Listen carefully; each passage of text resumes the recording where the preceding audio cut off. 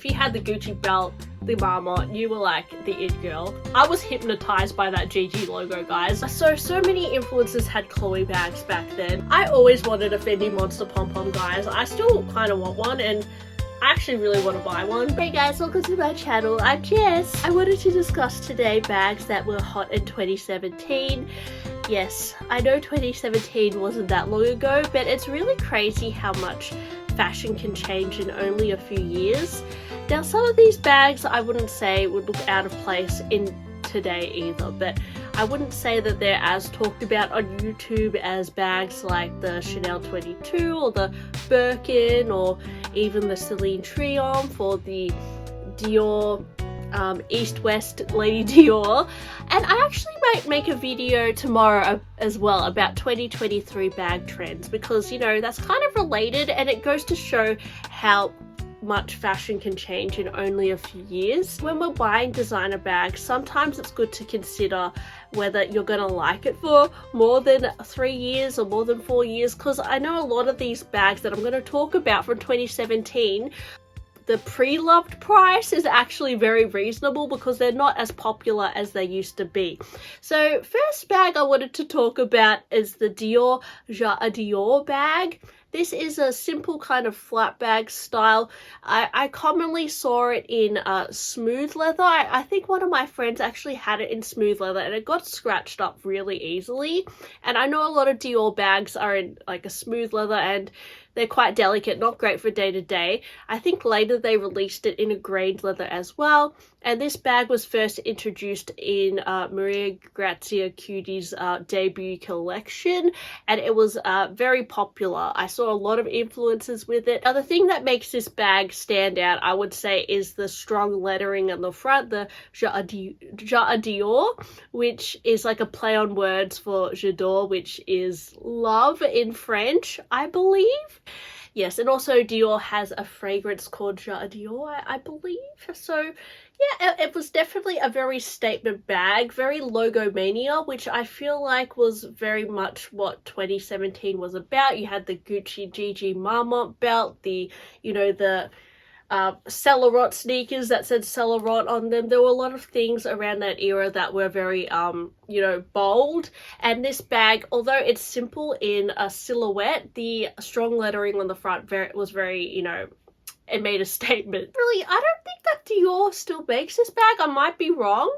Maybe you might be able to find it in the Dior outlet. I don't know, guys. But this is a bag that I don't think it's as, it wouldn't be as trending today because, I don't know, I think it was a bag that kind of fizzled out from what I know. I don't know. I haven't seen it on the Dior website lately, but let me know, guys, is this a bag that you're still interested in? I honestly don't think it looks that dated, to be honest, or anything like that. I just know it had a really strong moment where it was really popular back in 2017, but I definitely don't think it will look out of place in this day and age either, a few years later.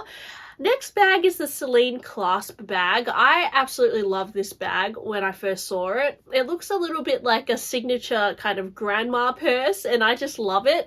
It's actually very like 50s, 60s style and very minimal, which there was this kind of movement in 2017 for the whole like over the top logo mania, but there was also this like subgenre which was very neutral. You know, think of like raffia and Celine and all that kind of classic French look, and I think that this bag really fit into that certain aesthetic. I don't think it was overly popular, but I remember seeing this bag on Angelina Jolie and a few other more I guess influencers who had a bit more of a minimalistic sense of fashion.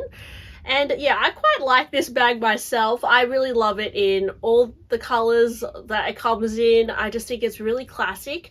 I don't often see it on the pre-love market, but it would be one that I would be interested in picking up actually if I wasn't on Shopping Band or if I wasn't on Low Buy. It's actually such a gorgeous bag, and I think it's something that would never go out of fashion either. So yeah, I don't think Celine makes this bag anymore, but this is one of the bags of 2017 which I personally really love. The Chanel Gabrielle bag. Now, the Chanel Gabrielle, when it first came out, I think it was quite divided as to whether you loved or hated it. I loved it. I loved all the chains and the interesting kind of sporty look that it had, it lended itself to be a little bit more casual and dressed down, which I found was like younger and cooler. When I started out buying Chanel, bought a Chanel Gabrielle backpack because I just loved the whole line of the Gabrielle line. I love the crinkle calf skin and all that, but the Chanel Gabrielle bag has actually been, I believe it's discontinued now, but you might still see it in some of the Chanel boutiques. So definitely it's not as popular as it used to be. But I remember when it first came out, definitely people loved the beige and black bicolor combination, the navy and the black.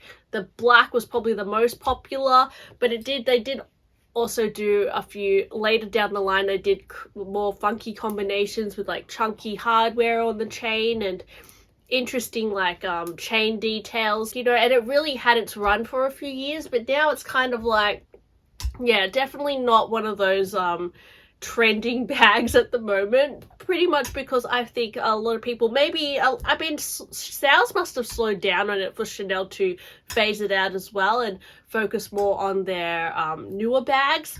If you compare it to the Chanel 22, the 22 is also a very sporty bag, but to be honest, the way, I don't know, this is my theory, guys, the way that the Chanel 22 looks, it's a little bit more simple compared to a bag like the Gabrielle, which had that hard base and just a little bit more, it looks a little bit more harder to create, to be honest. So I don't know, maybe to cut costs, Chanel deleted the Gabrielle and introduced the 22, you know, because the 22 is probably cheaper to manufacture and they can also charge a lot for it. Because when the Chanel Gabrielle backpack, I remember I bought mine for 4,000 Australian dollars. I know that's crazy, unheard of, but that was the price.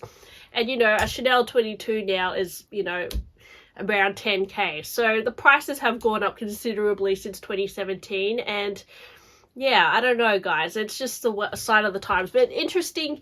I will never forget that era of the Chanel Gabrielle, but I really liked it, to be honest. And again, you can pick it up on the pre-love market for pretty reasonable deals as well. Next, the Fendi Can I bag.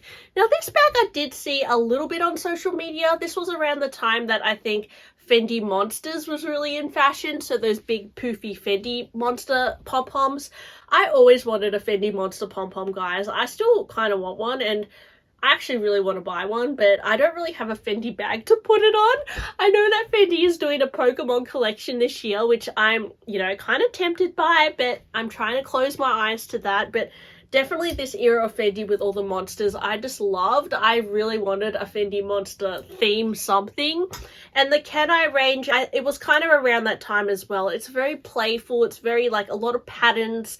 Has a bit of a whimsical feel to it. And around this time, Karl Lagerfeld was a creative director. So yeah, he really put a fun spin on Fendi. And yeah, I don't know, the Can I don't think they make it anymore, and to be honest, I don't think it's very popular on the pre-love market. It definitely doesn't hold value either, so I wouldn't say it's a classic bag, but it is a bit of fun. And if you are nostalgic for the 2017 era, this is definitely like a key bag from that era. And I honestly think that we'll look back, if handbags are still a big thing in 10 years or 20 years, we'll look back and remember this Can I bag and be like, they were pretty cool. So, you know, it's kind of like how people, like my friend Danny O bought the Spy bag recently from Fendi, which was also, you know, an early 2000s bag. Sometimes you look back on these bags from like 10-20 years ago and they kind of have a resurgence. So I mean, who knows, maybe the Can I will have a resurgence in like 10 years. People will start rediscovering it on the pre-love market and think, well, that was like a really unique bag. But I don't know, I feel like it was a bag you either loved or hated it. Next bag that really sticks out to me for 2017 is the Chloe Nile. So many influencers had Chloe bags back then, in 2017. It's really interesting because when I think of Chloe, I think the Chloe Paddington was one of their most iconic bags. But around 2017, 2016, there was a lot of hype around Chloe bags, and the Nile was one of those bags that were like the it girl bag. Definitely that whole bracelet style was a little bit different, a little bit cool. It didn't look that practical. It wasn't a bag I was ever drawn to. It just wasn't my style. I think you had to have that kind of boho chic look to you to kind of be drawn to it in a way. But it was a pretty unique style. Yeah, I don't think it was too bad, the price. Apparently back in 2017 it was 1,490 USD. So it was an expensive bag, but it wasn't like, you know, insane. These days people love the Chloe Woody tote, which to me is kind of boring. But yeah, this was a bit of a more interesting bag from back then. Now, I wasn't aware that the Jacquemus Le Petit Ronde came out in 2017, but I think it maybe did. So this Jacquemus bag, it definitely blew up. I think it's still pretty popular, to be honest. It's very Barbie-esque. It's like a little cartoony bag. I don't know if people are wearing the super micro one as much, but definitely like that mini size. It's still pretty popular. I would say for Jacquemus, it is like a classic bag, but I would say it's not as popular as it used to be. Definitely when it first came out, I really wanted one myself. I just love any bag with like a stylized top handle like that. I think that's what got me about it. You know, that's why I loved the Chanel Vintage Kelly, or the Ferragamo Gancini bag, or the vintage Hermes Kelly, because they have that really silly handle, and that's why I quite liked this bag when it first came out. And the price wasn't too crazy either for a designer bag, but I never bought one because I did think it would be a bit of a bag that I would get sick of, and I'm actually glad I didn't buy one, because I can tell you now, I would have sold it by now if I had bought it back in 2017. But it is a cutesy bag. I think it's good. It kind of fits into your style if you're like young and you go clubbing maybe, or you know, you just want to go out to brunch and you have like a little mini bag. 2017, definitely one of the hottest bags was the Gucci Marmont. Now, Gucci Marmont for me is like a bag that's kind of become a classic at Gucci. It's so popular that you can't kill it. It will always probably be there for Gucci. I can't imagine them discontinuing it, like Dior discontinued the Dior bag, or how Chloe doesn't. I don't know, do Chloe still make the Nile bag? I don't know. Anyways, I probably should have researched that, but the Marmont, yeah, they're still, I mean, this season they've done like a mermaid iteration of it with this cool iridescence, but back when it was released, when Nicolas Ghesquière joined Gucci, he definitely revolutionized the look of Gucci at the time. He made it really flamboyant, over the top, you know, extra, which I feel like what was all that 2017 was about. And there was that side of minimalism which was happening, but not as much. I feel like with designer bags, this was like the it designer bag. And as I mentioned before, the Gucci belt, this was just, you know, if you had the Gucci belt, the Marmont, you were like the it girl. I did buy a Marmont at one point. I had a velvet one. I sold it, but yeah, this was a cool bag, guys. I was hypnotized by that GG logo, guys. Like, I don't know. I was just obsessed with the belt as well. Like, I wanted it so bad. So, yeah, that hype has definitely died down. I think that it's actually started to become almost like, I don't know, overplayed. It was definitely a trend, I would say, unfortunately. As much as I want it to be a classic, I feel like it's definitely, it's kind of like Louis Vuitton multicolor. Like, it was so popular, and then it kind of had like a phase where it was like so not popular, and then it had a bit of a resurgence a few years ago because people wanted to start collecting it again, and then Louis Vuitton started releasing all these funky, colorful collections. It's kind of like that. It's like, it's at its point at the moment where it's probably not as popular as it was, and it's probably going to plummet a little bit, and then it's probably going to resurrect itself again. So I don't think it's as unpopular to the point where they would discontinue it, but yeah.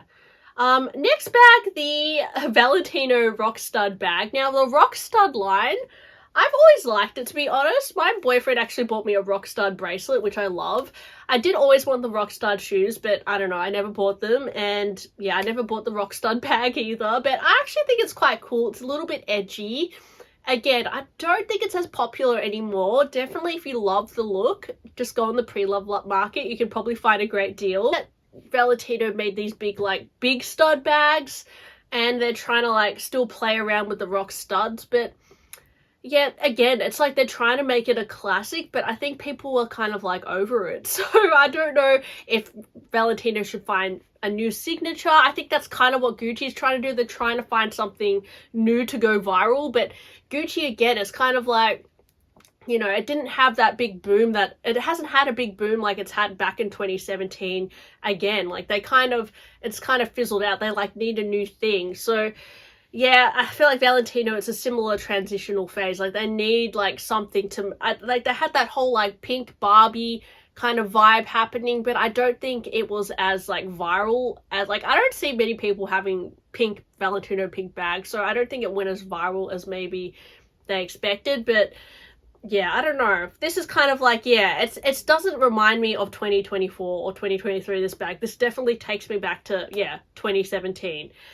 And then finally, okay, this is a long video. I just wanted to mention the J.W. Anderson Pierce bag.